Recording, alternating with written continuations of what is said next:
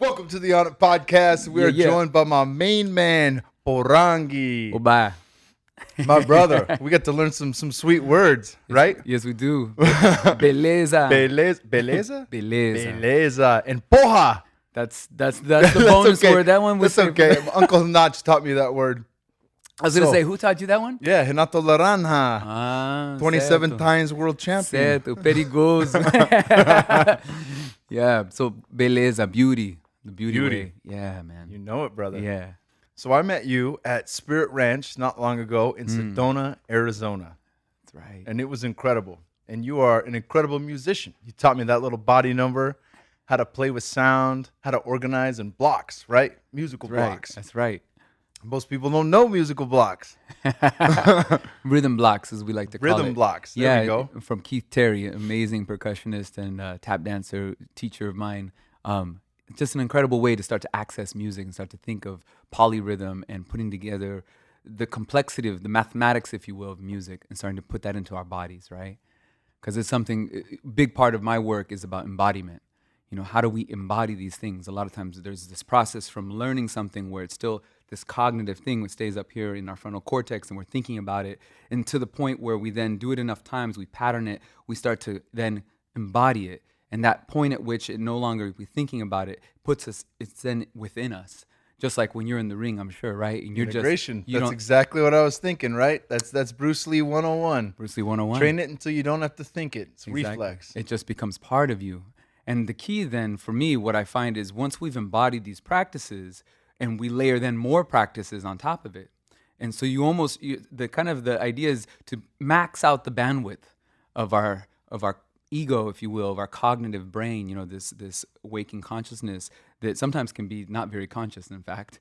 And so we want to like basically conscious brain. The unconscious conscious, exactly. The mindless brain that fucking never ceases. Monkey chatter, exactly. So we want to almost like the koan, right, in Zen Buddhism, we want to confuse it. We want to basically get it to the point where it has the brain fart and then it just can't do anything. And in that moment, we actually reach that deeper state of flow, that deep state of awareness, of samadhi, of enlightenment. Would that almost be like the whirling dervishes in Sufism? Absolutely. The spinners, they just spin until their brain fucking turns off.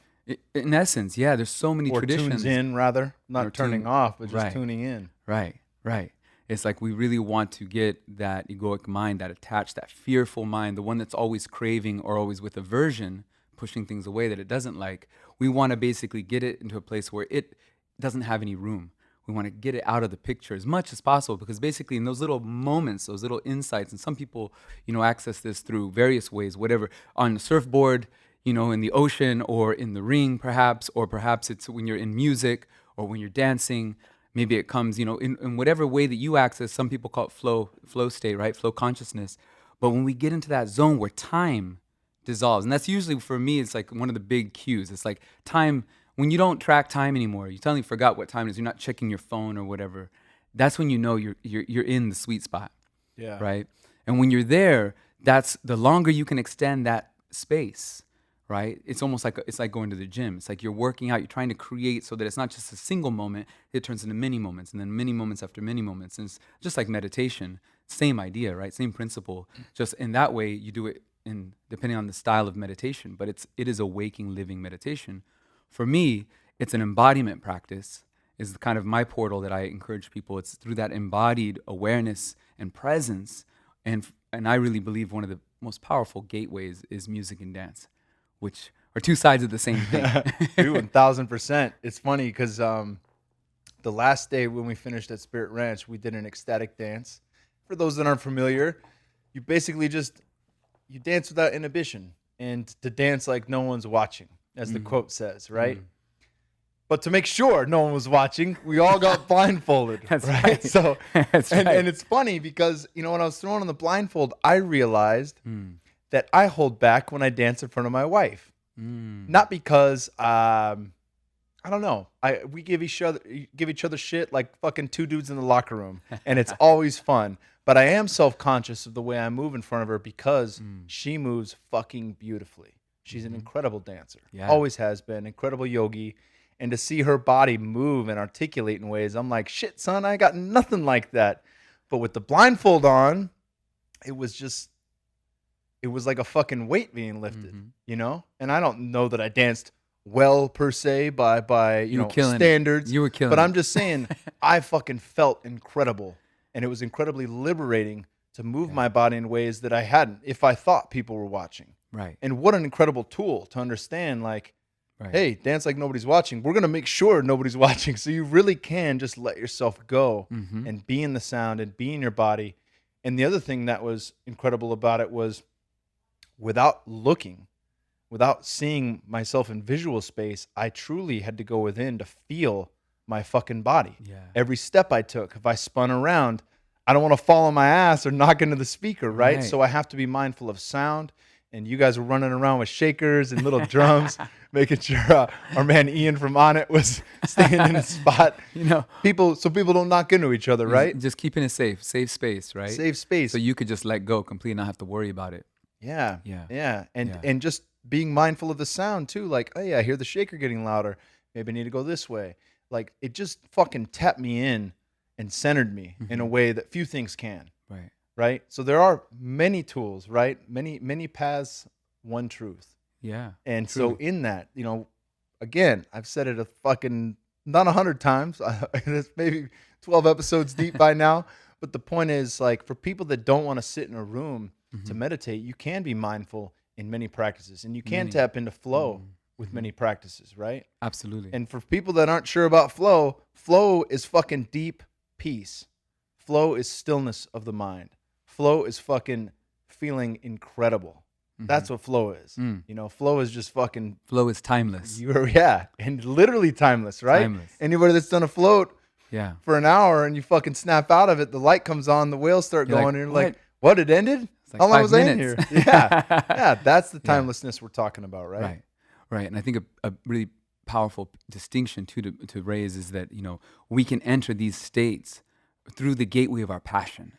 Like, what is our passion? What is that thing that we do that just lights us up? And that could be anything. It could be from being a fighter. It could be working out in the gym. It could be dancing. It could be climbing a mountain. It could be any of those things you start to access. It could be drawing. It could be any of those things. Cooking.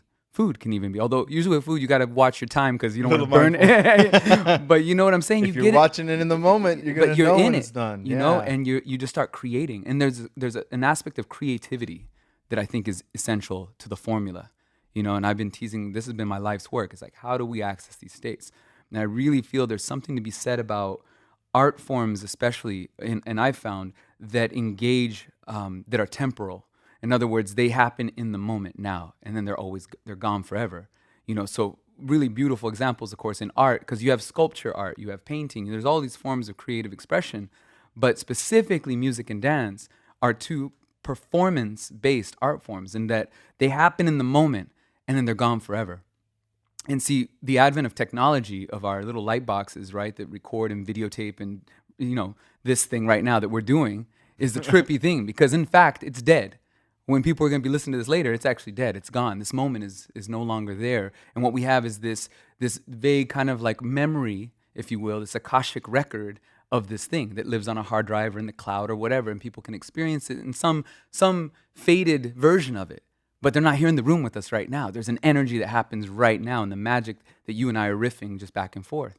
And so it's the same example. You go to a concert, a live performance, versus you're listening in your earbuds. Now you can go into a state with those earbuds and listening to that music, but we almost take it for granted, the magic that happens when our ancestors were sitting around the fire. There was nothing else. This is our television, and we're making music, and we're all participating.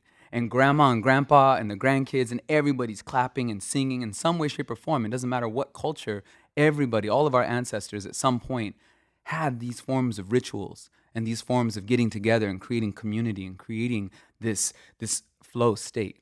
Mm-hmm. And that was how they would connect to spirit, and they would communicate. So just like the rhythm blocks that we were talking about, right? We actually had those words. It's like the question and answer, right? You're saying, hey, you, and I'm saying what in response to you, right? These two different patterns interlocking with each other, creating this polyrhythm, this meta rhythm that's more complex than both of us apart. And there's a communication that happens. And that communication is really a key aspect of this as well. It's not just flow for the state of flow.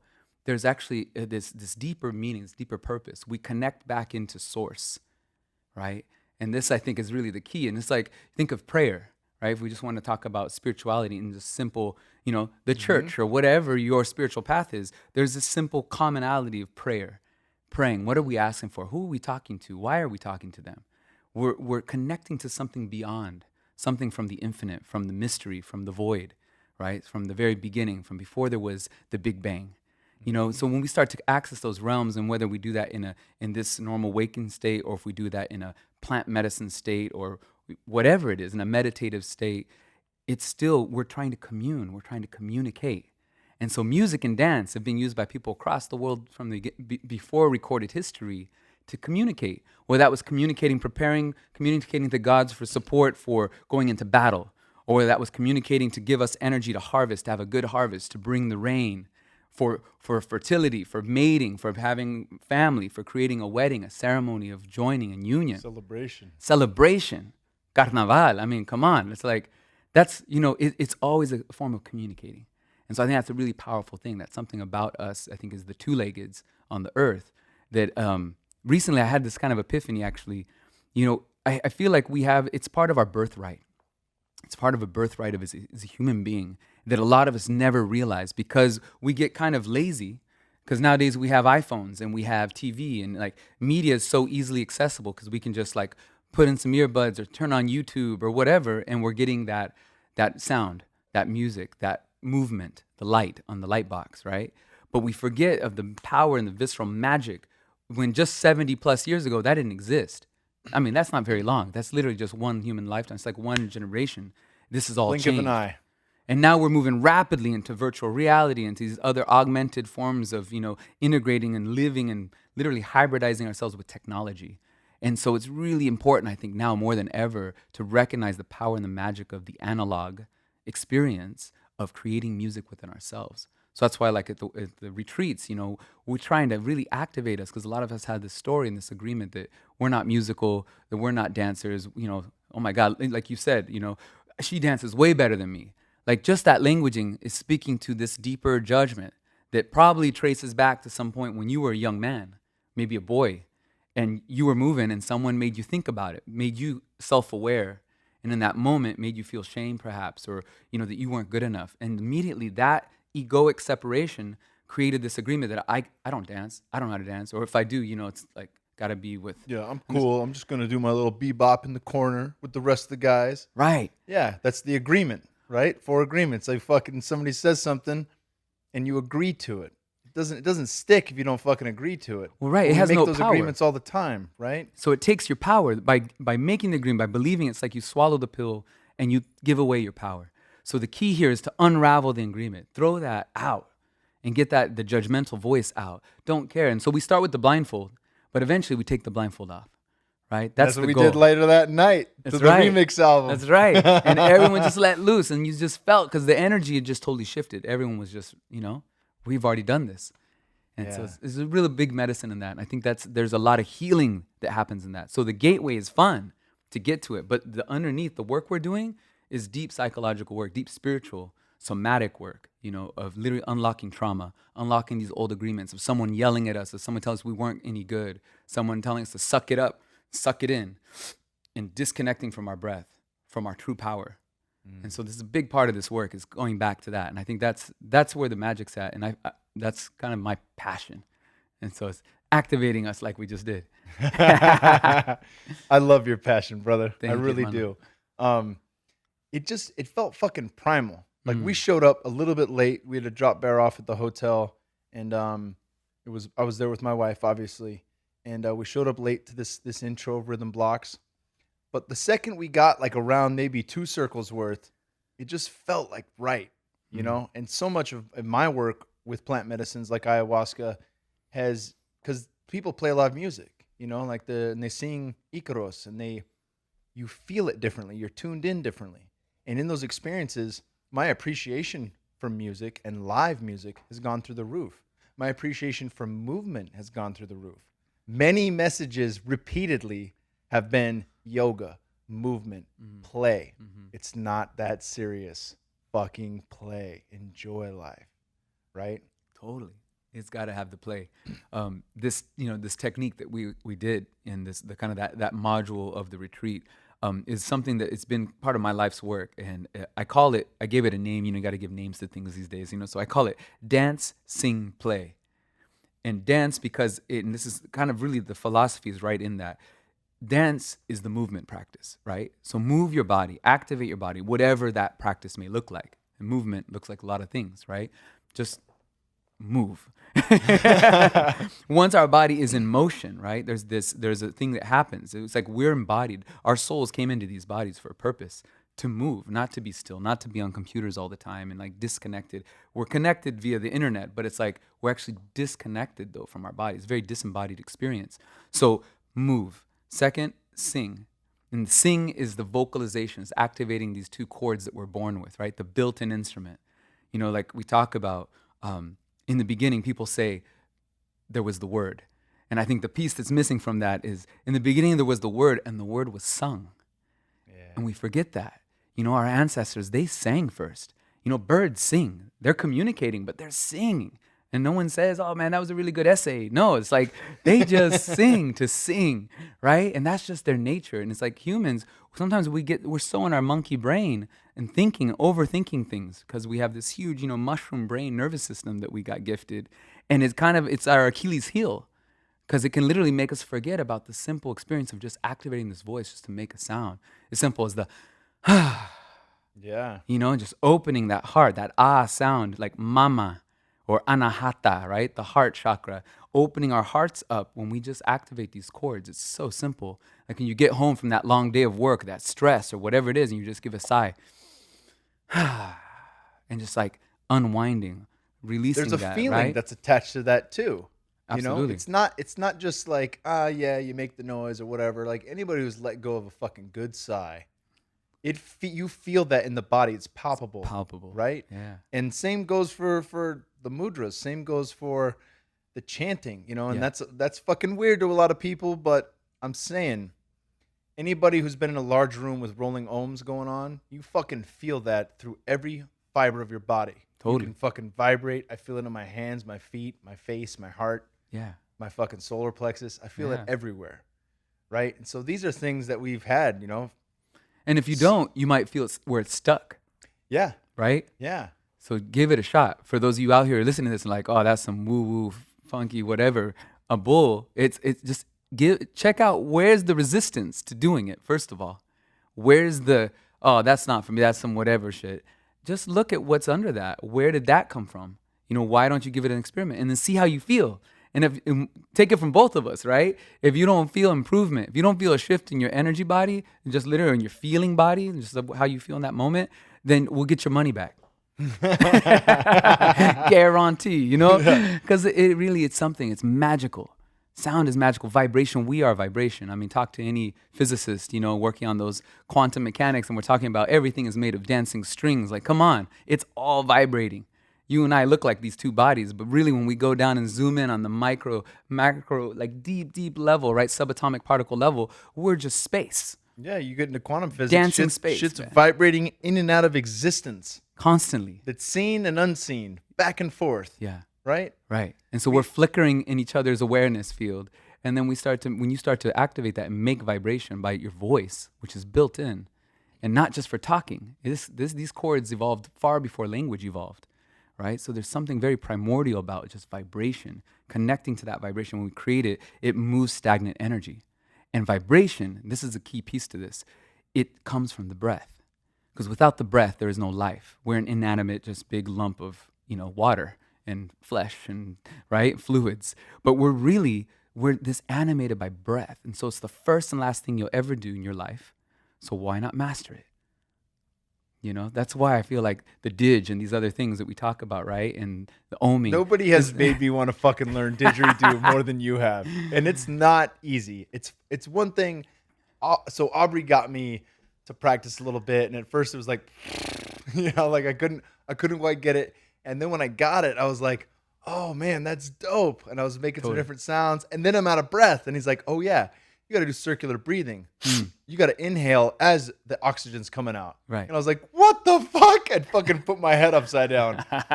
But yeah, what a beautiful practice to learn mastery over breath along with sound and song. Oh yeah. And so that's okay, so great. So that comes back to the three: dance, sing, play. So we got the dance, we got the movement, you got the sing, the vocalization, the melody, the music, right? Then you layer in the play, right? And you were saying play is so important. It's just fun. And the play is key. And the play gets into something which I feel is an essential part of this formula of getting to flow consciousness. And that is improvisation.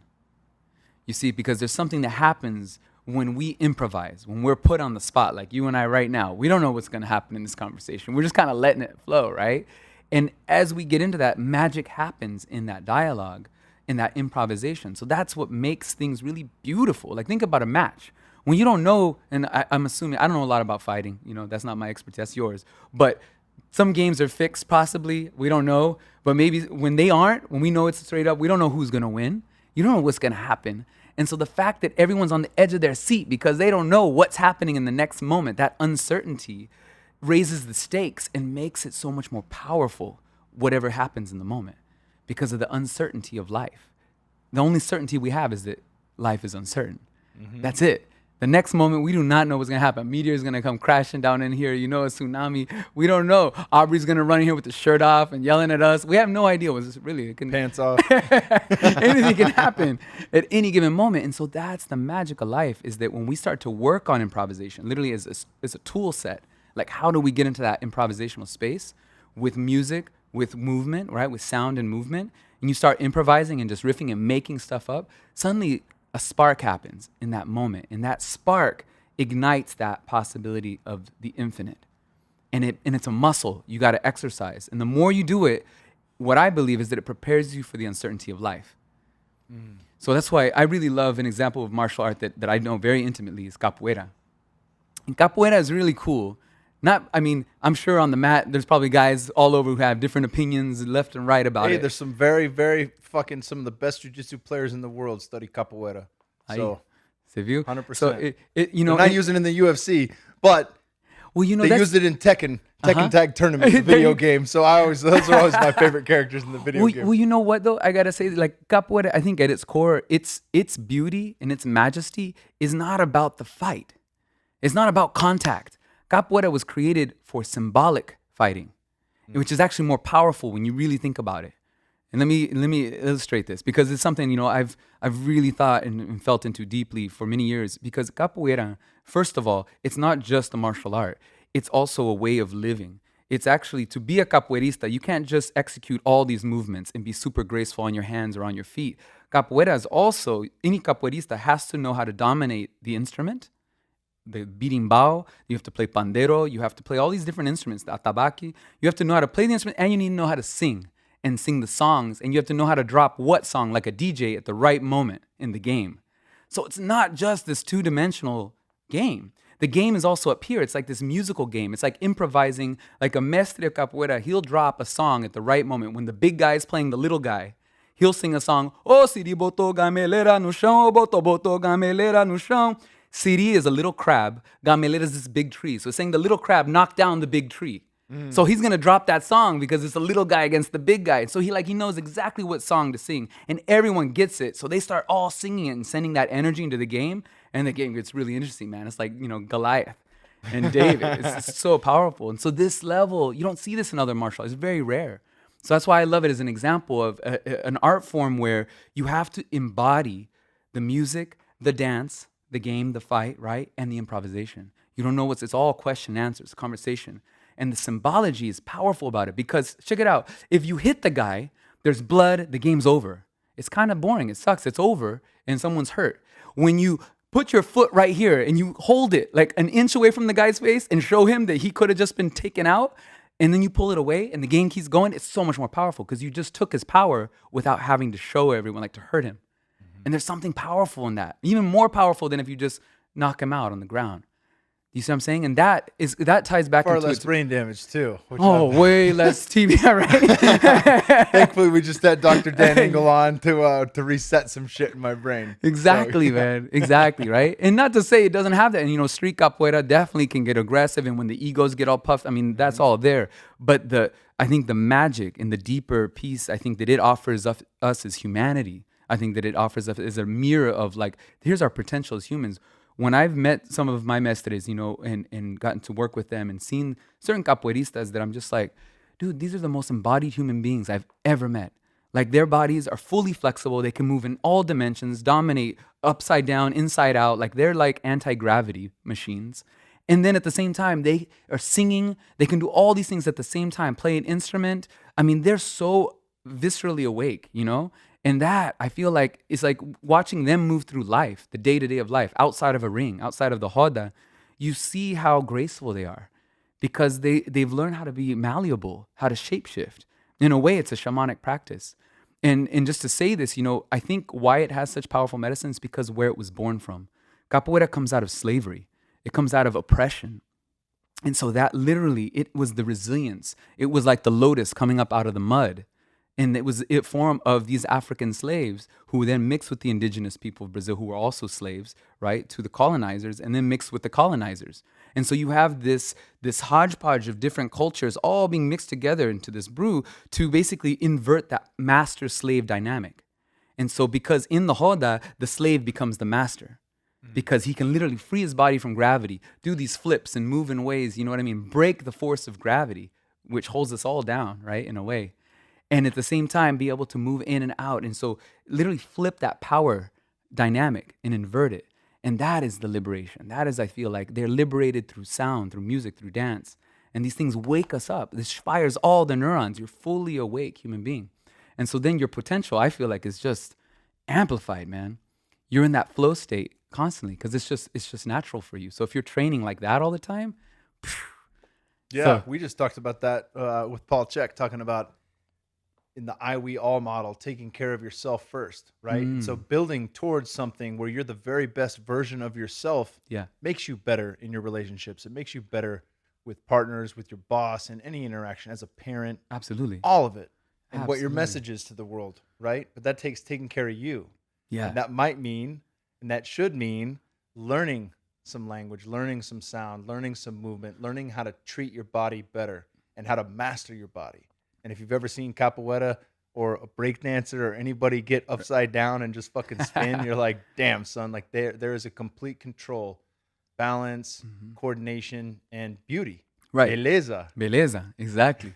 You know, it's funny you bring up, you know, b-boys or breakdancing. You know, that's hip-hop culture, right, is very much like connected to that same thing. It's a culture that came out of oppression. Socioeconomic oppression, right? In New York and the Bronx and these places. And so you see the same thing. And in fact, a lot of breakdancing we borrowed a lot of that from capoeira because capoeira was in New York. There was a mixture, a dialogue happening. So those movements went from, you know, locking and popping and literally it started to take these other movements and incorporate that into the dance. And you have that in hip hop to be, you know, hip hop culture. It's not just b-boy, it's not just breakdancing. It's also flowing, rapping, starting to learn to use the words, right? Improvisation, right? DJing is also how to understand how to make music in that way, which is a whole trippy phenomenon, like a postmodern form of music making. Because like I said earlier, you know how, even what we're doing now, once anything's recorded, it's dead. It's dead, it's gone, right? And it's this, you're looking at this thing that already happened in time and space. But what's cool about like a DJ, for instance, is they're taking dead music, these records, you know, those who do still spin vinyl, but whatever it is, and they're now recontextualizing it into the moment, responding to an audience, right? So in that moment that they're watching the audience move, they're saying, okay, what track am I dropping now? And then they're remanipulating it, remixing it on the fly. They're basically now making new music out of dead music. And so it's this crazy other spin on it, but still, once again, bringing it back to the fact of what brings it alive is that improvisation. It's that live element. It's the fact that anything could happen. The record could skip, right? The whole thing, the PA could, you know what I mean? You don't know what's going to happen yet. And that unknowing, living in that place of that little tension, then creates the possibility for magic to happen. And that's viscerally palpable medicine for us, I think, as human beings. Like, we need that. Because if everything just goes to virtual reality and everything's all like programmed for us and everything and it's all safe, I think we're going to be the most boring. I mean, I don't think people will become suicidal is my theory, man. 1,000%. There's no point. That would be like the Disney film WALL-E. You fucking got people floating around on fucking automated shit. They get the screen 2 inches from their face. They say what they want. It pops up underneath their arm. and they're 400, 500 pounds. They don't know how to walk anymore. Everything's gone. They watch videos of dancing. They watch videos of music, things like that, but they're not actually doing anymore. Right. Right. And all of a sudden we're just these like, brains floating around in like some kind of cyborg. Krang cyborg. and fucking Teenage Mutant Ninja Turtles for anybody that's a little older. Yeah, man. So just to say again, capoeira is one example. One little example, actually, when you look at all the cultures and all of the rich varieties of ways that human beings have found modalities and forms, art forms, creative expression forms to move, to make sound, and to do so with an improvisational element. I think that's it. So that's why I cultivated this practice I call dancing play, and what you experienced at the retreat is just another way, I think, to just get anybody, whatever your background, whether you're a fighter, whether you're a dancer, whether you're a musician or not, whether you work in a cubicle all day, or whether you know what I mean, fold clothes and laundry at some place, whatever your deal is, you can come to this and start to activate these vocal cords, start to activate this body, right?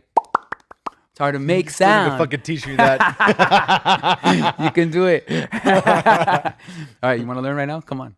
No, do it on the spot. All right, we gotta show this in the fucking. All right. You guys ready? So all of you out there watching this, okay? I'm gonna fuck this up. You gotta relax your lips like you're watching TV. All right, you got the remote control and the little drools coming down your mouth. Real relaxed. You take your 4 fingers, you put your 4 fingers together, and you're literally just gonna relax your lips and then bounce it off your lips. Real relaxed. If you laugh, you can't do it. That's the irony. You laugh right now, it just won't work. You're like be slapping yourself. I gotta fucking get. Come on, drop in a flow, Kyle. Let's go. Make sure now. Make sure your rings. Flow state. Take your rings off. Don't have any jewelry on. Okay. Remember, this is your instrument, and a drum. The animal's dead. It can't be like, yo, man, hit me a little softer. You're alive. So there it is. Put your fingers closer together, and relax your mouth even more. Just real relaxed. Let your jaw just hang open. I hear it. It's starting to come. Are you putting your jaw forward?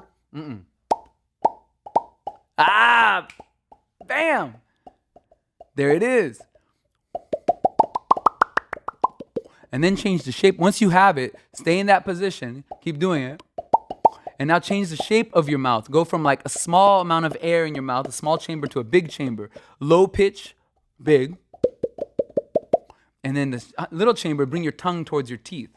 So it's like almost like you're going like that, ooh. And now pop it so it looks like this. I'm going to transition from tongue back to tongue forward.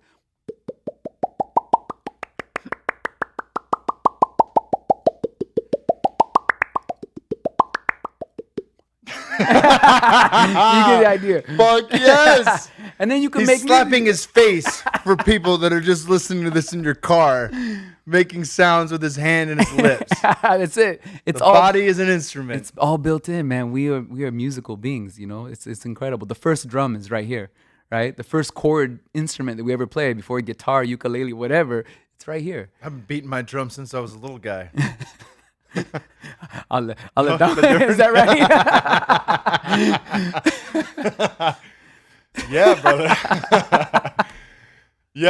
Yeah. So that's it, So really, just inviting anyone, whoever you are, wherever you are, just find your passion, find your practice, and start to see how you can bring movement and sound into your practice, and improvise with it. Make stuff up on the fly. It's good to have a piece like maybe there's a song you love, or like, some hook that it's always in your head that you just, start there. Learn that song. Start to get your voice working. And it's in the shower. That's great. Acoustics are amazing there. In the toilet, in your car, whatever it is. Jam out in the fucking car for sure. For sure. Especially on the morning commute when you're dreading going to work. Oh, man, and the traffic sucks. Open it up. Just let it go. Turns the brain on. You think coffee turns the brain on. Man. Start singing a dope song that you love on your way to work and feel your brain turn on. And the more you do it, the easier it gets. And it's the same thing we were talking about at the very beginning here of our conversation. It's like in the beginning, it's like we're almost like a robot because you're thinking about it. Every little thing you're thinking about. And so it's like kind of jerky and it's not fluid yet. But the more you do it, literally, the easier it gets, because as you embody it, it just becomes second nature. And at some point, and it's a magical moment when suddenly you realize, oh wait, I'm not thinking about it. And you just did it.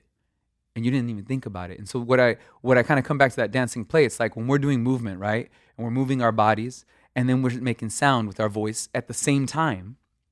And then we start doing it improvisationally, right? Making up stuff with someone else. Remember when we did the circle song? So everybody starts making sounds You're just together. throwing out fucking any strange noise.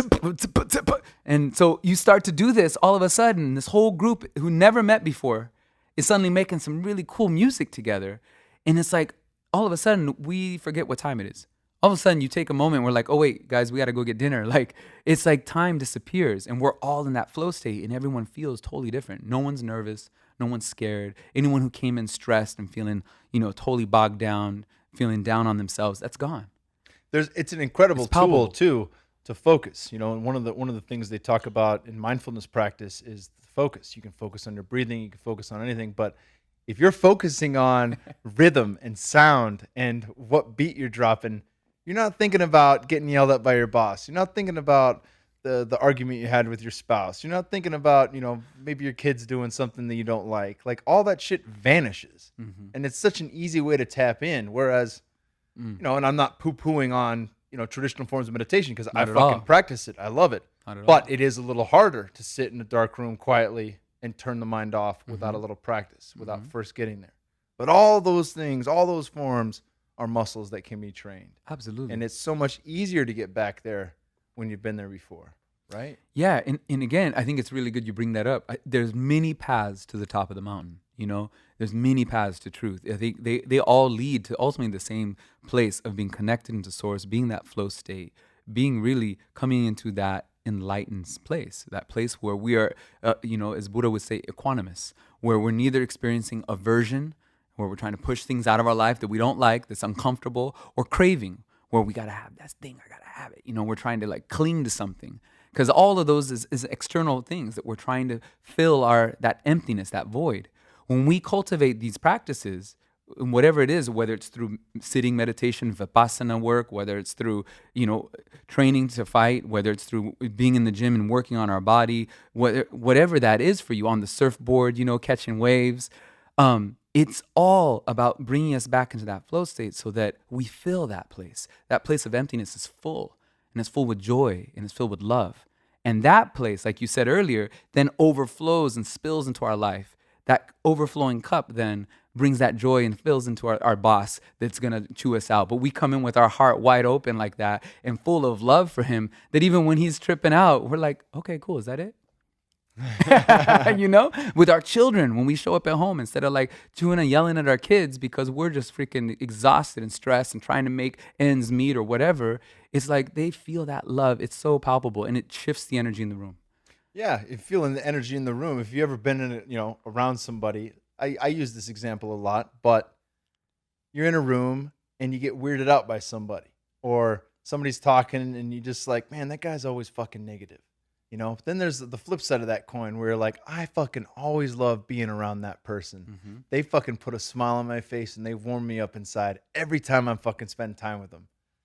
Just looking at them makes me fucking smile, right? That's the flip side. That's when your cup is full. That's when you're putting everything you can into yourself so that you're the best possible version of yourself. And from there, who doesn't want to fucking be the guy that everyone says, fuck, dude, I love being around you. You make me feel good. You bring out the best in me. I want to be better when I'm around you. Right.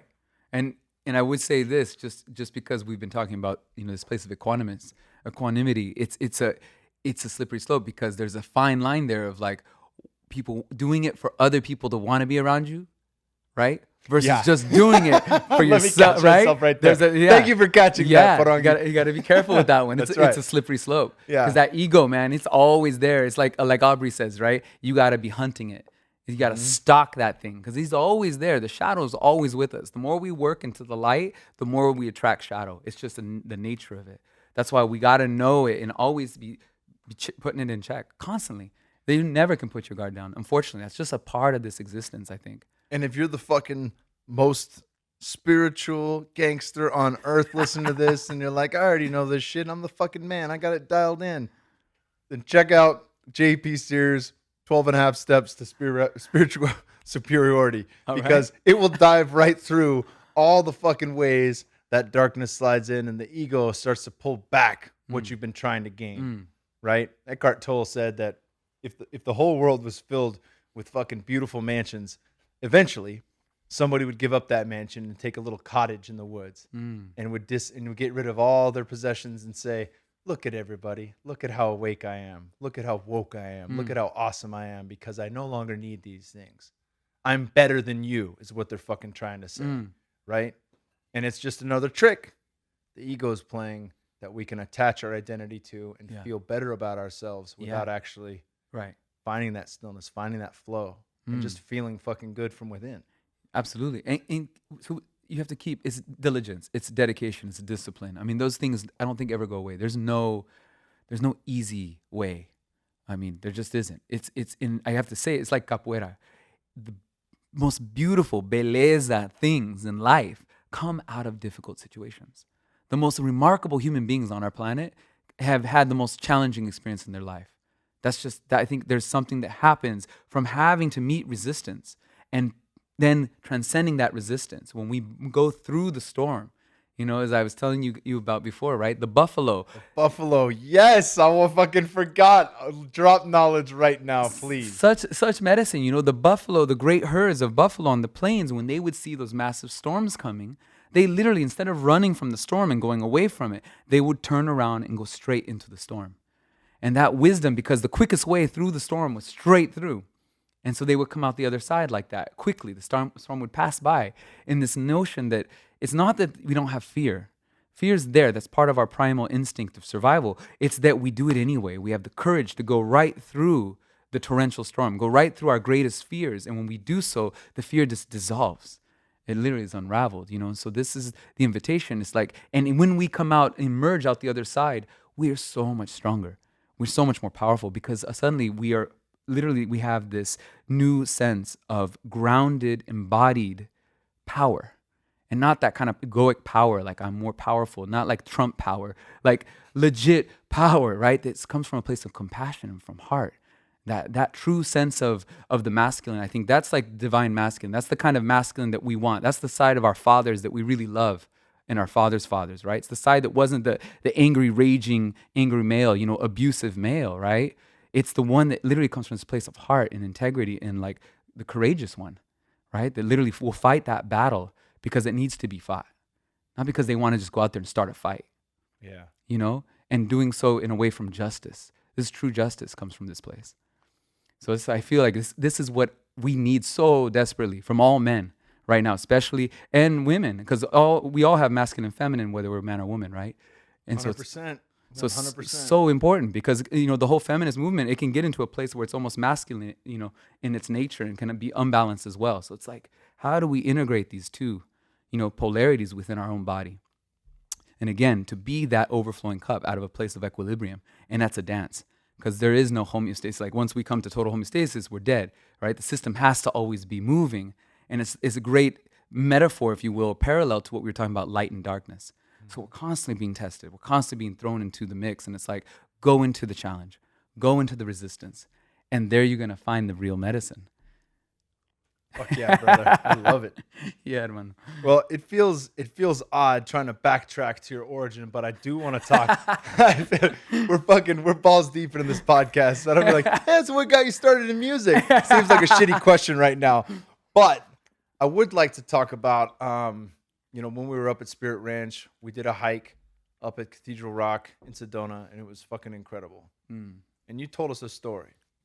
So I'd like you to tell this story about really, you know, I just got off the podcast with Paul, and Paul Check, we were talking about purpose and what drives us can give meaning to our life. And without it, we're fucked.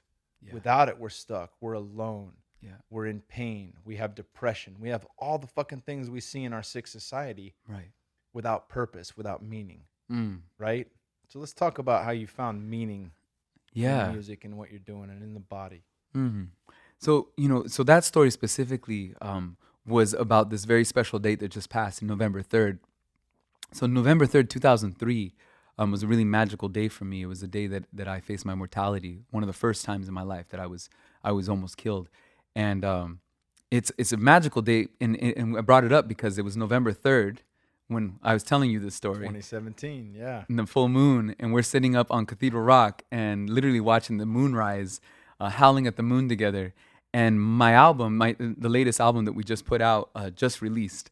And it kind of, all these factors had to like align that happened to drop it on that day. And the label, Desert Tracks, amazing record label by my friend Amani and Trevor, who Desert Dwellers is their project. And they have this incredible record label, dance music, called Desert Tracks. So they put out the Ayahuasca Remixed album, which is all the music that I did for the film with Aubrey, the Ayahuasca documentary, now remixed through these producers, right? And beautiful album that people should check out. So fucking incredible. It's incredible. Definitely taking the prayer from ceremony and putting it into the dance floor, like get our body and our prayer moving on the dance floor.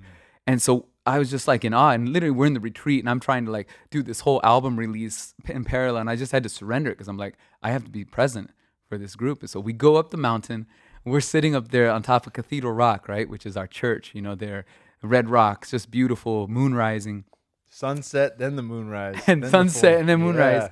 And and I tell this story because it'd been with me, it'd been sitting with me just like, wow, how did November 3rd work out? Because on November 3rd, 2003, I was on my way to see my grandfather, who was on his deathbed in an intensive care unit in Phoenix, Arizona. And I had come back to Arizona to basically help see him through to his passing, and was taking care of him at the time. And actually it was really interesting because I had to get a job to kind of just be in the States and everything and what I was doing at the time. So I was working this job at a Boys and Girls Club, working with kids, doing music and doing these things, doing prevention work, they call it, with inner school kids. And it was really beautiful work, but it was like I was working like a 9 to 5, and I was like, had a little cubicle kind of office thing, and I had to get a car, so I had to take out a loan, and I was like doing car payments and the whole thing. And I was like, wait, so now I'm working this job to pay this car so that I can then be here to this. And all of a sudden I felt like I was in the trap. I was like, oh man, this is the indebted trap, and I was just feeling really stagnant and stuck. And I was like, my passion is music. My passion is to be out there sharing this with the world. And it was a really interesting moment. So I'm driving. I'd gotten the call like early in the morning. Your grandfather's in the critical care unit. They just put him on intubation. The pipe down his throat, and they're like, "Please come immediately." So I'm on the freeway. I'm driving. It's maybe like 8 o'clock, rush hour traffic. The 202, 6 lanes of traffic, and I'm cruising along, man. And I'm over in the left lane, and I'm passing this giant Mack truck. And I remember the moment because I had the CD playing in the CD player. Back then we had CDs. And I was rocking out this song with this band, this beautiful band called Mestre Ambrosius. And they had this samba song that was about the leaves, the fall leaves, and this was in the fall, right? So I'm feeling the leaves and like the changing of the seasons. And like my grandfather's going to leave me. And he's been like a father to me, And so I'm driving there, and all of a sudden, literally, as I'm listening to this song, I watch that corner of my eye, this Mack truck just starts swerving. And I see it coming in, man. I speed up. I just think accelerate and try to get away from it. And as I'm speeding up, man, it clips the back of my car in this little Suzuki Ariel, like tiny little compact car. And it flies in the air, man. And all I remember is just seeing like everything just spinning. And then I hit the road on my side, in the passenger side, and I can see the yellow lines passing through, and all the glass blasts out. The truck hits the car again and like screeching, on his brakes. And so he pushes me down the road until we both come to a complete halt. And the car's just sitting there, man. And I remember just like everything's crushed around me. And the song is still playing on the CD player. The good anti-skip. I'm like, shit, really good anti-skip, exactly. And I'm like, man, and literally my first instinct, I'm just like, okay, I'm going to turn off the song. So I was like, stop the song. And I'm like trying to push the door out, and I'm like, checking myself. I don't even know if I'm missing limbs or what. I'm just like in shock, And all I can think about is my grandfather still. Like, I got to get there. This is not a good delay. He's going to go. And I'm just like, just in shock, man. I get the door open. I climb out, and like the truck driver comes over like, are you okay? And I'm like, are you okay? What happened there? Literally, all lanes of traffic stopped. Like the whole freeway is just shut down, right? Finally, they get there. The ambulance gets there and stuff. And they're like checking me. They were like, well, we got to take you in to get you scanned. Like, I looked like I was okay. And all I could think was I need to get to the ICU with my grandfather. So they take me to county hospital and put me in the ICU to do like the whole MRI and everything. And it's just this crazy thing, this moment where like, literally I was going to see and send my grandfather off. And then I get literally almost taken out as well in that moment, and everything in my life is like, what am I doing here? Like, this is such a precious little moment that we all have on this earth. It's so brief. It is shorter than a blink of an eye in the grand scheme of things. And so the invitation for me, the awakening, was there's no time to be wasted. And the trippy piece to this whole story is that eventually they released me. About 4 hours later, I made it in time. I got to be there with my grandfather and my family. And they were all just tripping. They're all like extra in tears because everyone thought they'd lost both of us. Like, they just got the word that I was going to ICU. And so I get there, man, and this really powerful thing happened for me because that debt that I had on that car that was making me keep the job, and I was doing that because my grandfather's in this transition. The car being totaled, I had gap insurance, and so it basically covered what I owed the bank on the car. So suddenly I had no car, but I also didn't need the job anymore, and I also no longer had the obligation of my family. And it was like, first time I was like free again all of a sudden, just like that. You got this second chance, and in this instant, I'm free to do whatever I want. And literally that year, I ended up going to Winter Music Conference in Florida, in Miami. It's like electronic music conference, and I met Oshun Lade, who's a producer and DJ, amazing human being, and got to actually, his record label is called Yoruba Records, and he's a house DJ. He was starting his live project, and he invited me to then join him and to do this tour and to live with him for a while in Puerto Rico. And my whole then life as a musician really took its first, launch at that point. So it's just really powerful, the way the universe, like we call that in, and when we need to like really reset things, and sometimes it's done for us, when it's time. It's like the universe, like, no, you have work to do. Get your ass in gear, And so it's just really powerful, man, that the release here of this remix sound was the first time I've ever done anything with electronic music, kind of full spiral from that time I was with Oshun Lade, like to releasing it on November 3rd. So it's just magic, man. And just for me, I hope it helps us all remember, there's no time to be wasted. Do your passion, as we were saying earlier, like find what that is and give it all your energy. And then the universe is going to conspire to make that happen. It will conspire to make it happen. It takes work too. And it's not easy. It's not the secret. It's not wishing for shit.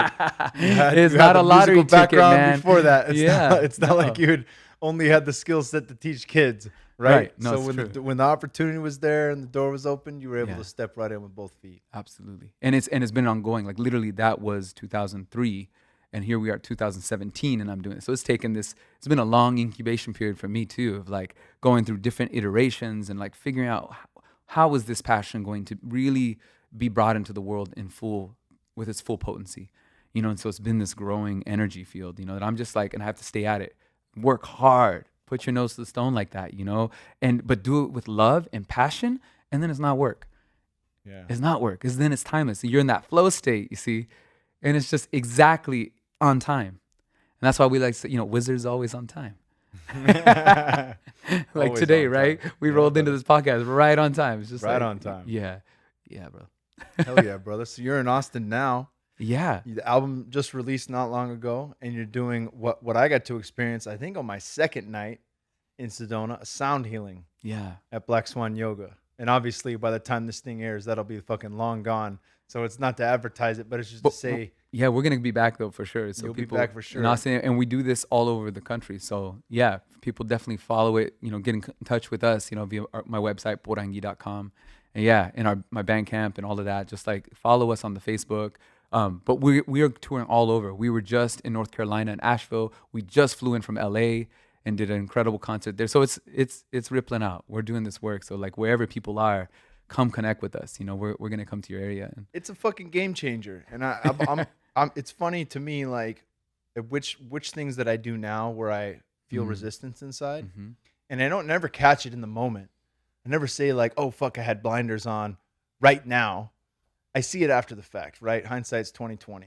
And so getting to Spirit Ranch and knowing that a lot of the things that we had set up for us, I just wondered the depth. I questioned how deep and meaningful they would be. Yeah. But, right out of the gate, working with body and sound and sing and doing these things and playing, that opened me up. It was like, oh, okay, I'm going to have a fucking good time regardless. And my wife is here.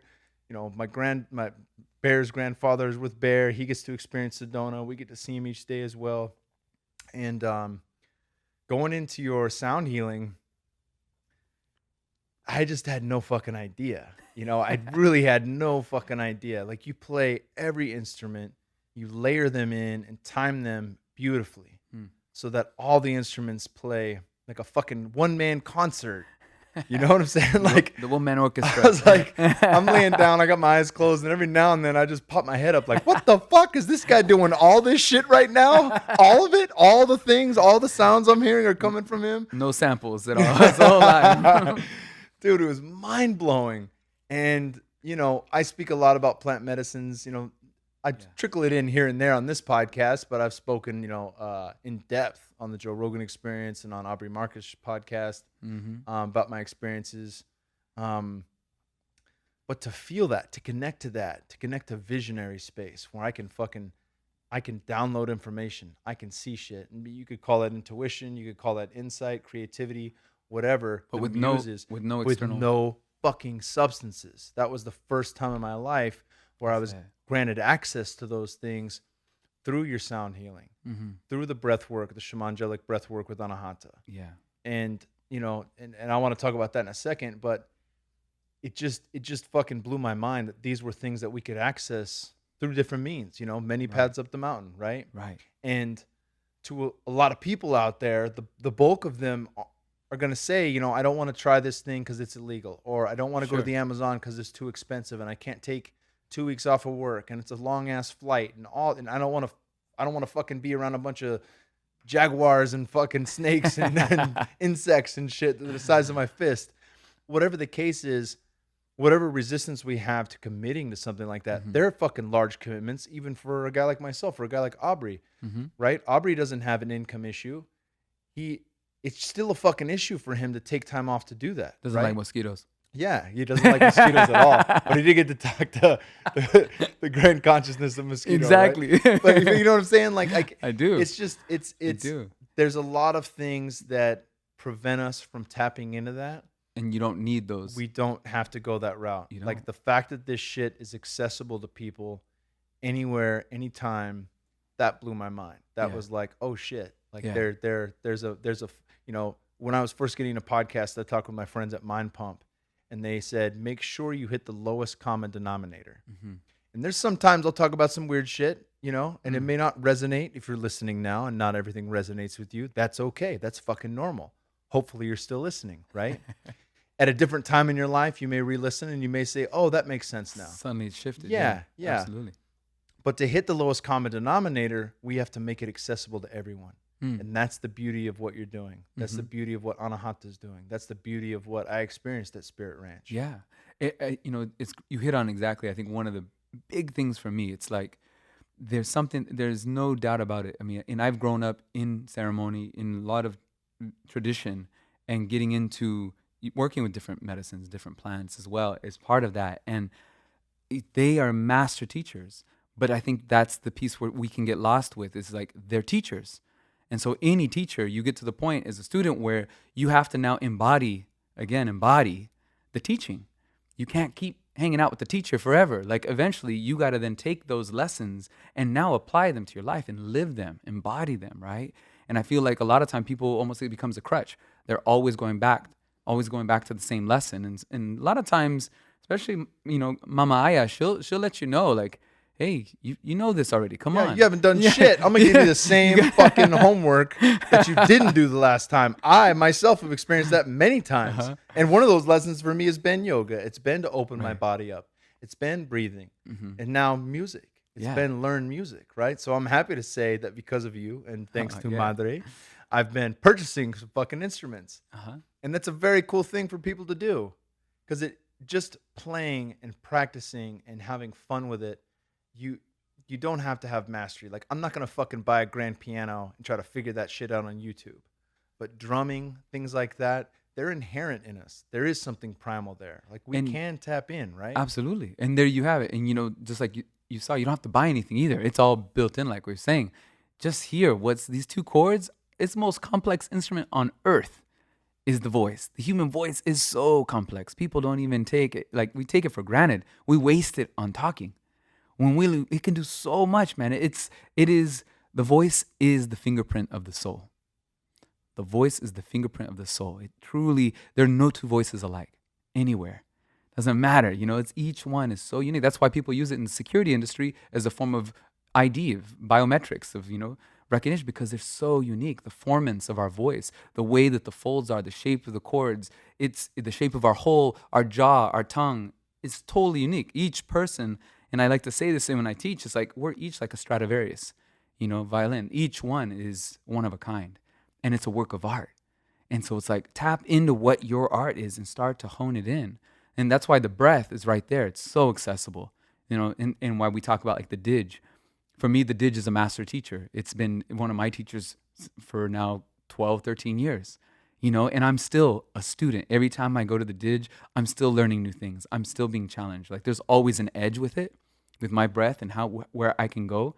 And it's like, it's so inspiring, man, to get into that space. And you just play a Dij, you just make a note on a Dij, even if you don't understand circular breathing or what I call spiral breathing, because it's moving through time like the serpent. That spiral breathing, right? It's like, it doesn't matter, because just playing it, even a note on it, you're already strengthening your breath. You're starting to access that diaphragm, because you can only play it breathing from here. You're going to get winded real fast if you're just breathing from your chest. It's going to start to vibrate your pineal gland, all your cranial bones. You're literally going to just relax. After 3 minutes of just blowing on a Dij, long breaths, exhales, you're already going to feel totally in a different mindset than you did when you started. You'd be totally raged and pissed. Grab that Dij, and you can get a PVC pipe, 1.5 inch diameter, 51 centimeters long. Just go down to your hardware store, buy that. Literally, and you can just sand that off, get a little beeswax candle, melt that, or just heat up a piece of beeswax in a microwave if that's what you got, or on the stove. Dip that in there a couple times to make some layers of a mouthpiece. Build up that mouthpiece. There you go. Boom, done. Costs you like $5. Okay? There's no reason why you don't have something like this, right? Or grab your vacuum cleaner. There's the guy who plays the Hoovery-Doo. Look that up on YouTube. The Hoovery-Doo, dude. It's a real thing. It's so funny. But so it doesn't matter. But get that and just start to blow into it. And it's amazing. It will start to heal you. And it'll start to wake you up and move and help you to connect to your breath in a way that you never have before. So simple, right? And I really love it. I literally taught a workshop the day before yesterday. Yeah, because yesterday we flew from LA. The day before, we taught a workshop in LA on Dij. And it was great because I had all these levels, various levels, from total beginner to really experienced guys, right? And I was watching people as they're just making the sound go through this whole awakening, all this trauma, all this stuff where they'd been shut down, coming up for them, all this fear, this anger, rage, all the emotions coming up, just breathing through a tube. And it's just it's so simple. And it seems so almost stupid, dumb, easy, because it's just in front of us. It's right here, it's breathing. But when you start to access that, man, and do it with intention, it will transform your life.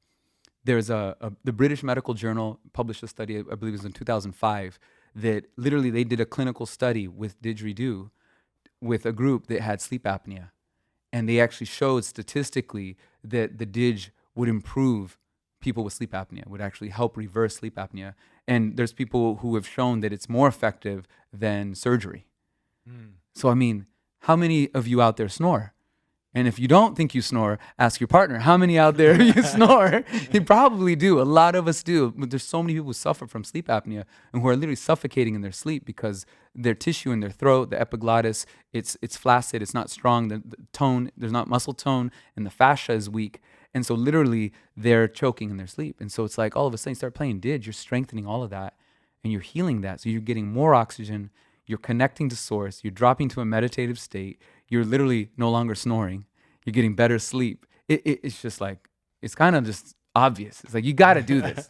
Yeah. $5 hardware store. Come on. Oxygen, breath work, and better sleep are Yeah. fucking tenets of living, right? Tenets of recovery, tenets of fat loss, tenets of detoxification. Dude, all that shit. it's the groundwork for everything, right?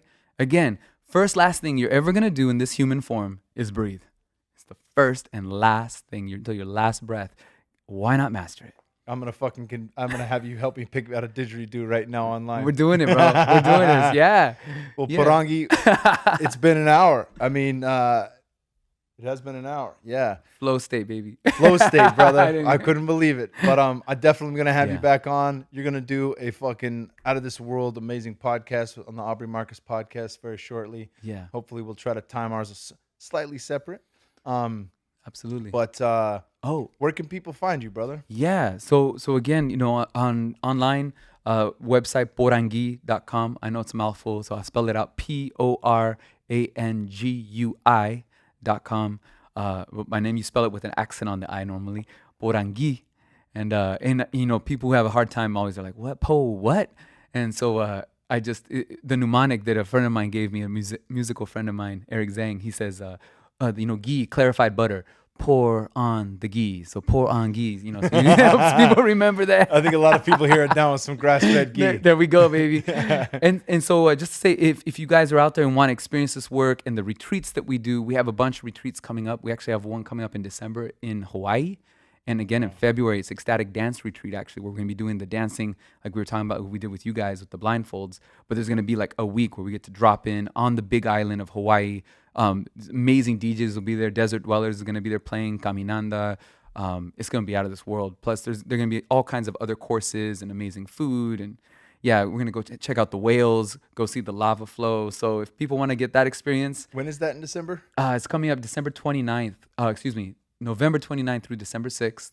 And then again at the end of February. I think it's like February 24th or 25th through beginning of March. This might air after November, but we'll definitely get that one. So the one for February, jump on that, you guys. It's going to be out of this world. They're going to have some amazing experiences there. Then we're doing more retreats in Sedona. Actually, with Anahata, we have one coming up, the Shamanic Soul Retreat, which is happening in April. So anybody out there want to experience this stuff and go deeper? Highly, highly recommend doing the retreat. And I promise you, just a touch, because I know we're out of time here, but I've done Wim Hof breathing. I've felt my hands curl. I've seen different lights and colors and things like that. But I've never gotten to the point that I did with doing the shamangelic breath work, especially talking about vibration on the exhale. The second she turned up the music and said, fucking make noise when you exhale, and people started going, and boom, and like that fucking changed the game. Thank you, brother. You're so welcome. It's such an honor, bro. I fucking love you, brother. Thank you very much. Likewise. We'll have you back and check them out, man. You will, and dude, Spotify and Bandcamp, right? Spotify and Bandcamp. People can buy the album. Buy the albums on Bandcamp. Ayahuasca Remixed. Porangui.bandcamp.com. Yeah, and then all of that's accessible through my site.